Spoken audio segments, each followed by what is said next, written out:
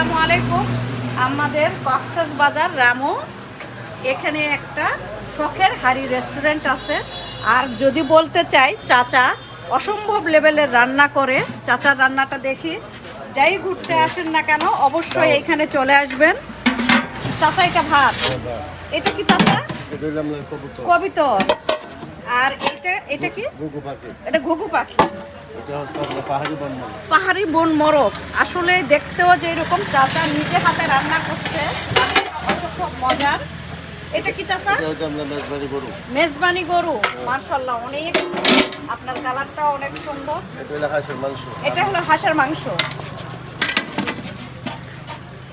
আর এটা হচ্ছে দেশি মুরগি। এটা দেশি মুরগি। এটা এটা কি পাহাড়ি মুরগি? দেশি। এটা দেশি মুরগি। এটা হচ্ছে আপনার হাঁস। এটা হাঁস। হাঁসের বোনা। হাঁসের ভুনা, কালা ভুনা। এটা গরুর কালা ভুনা। আর এটা চাচা? এটা হলো আবার টার্কি মুরগি। এটা টার্কি মুরগি। এখানে টার্কি মুরগিও পাওয়া যায়। আর রানটা যদি দেখায়, অনেক বড়। চাচা আপনি কি নিজেই রান্না করছেন?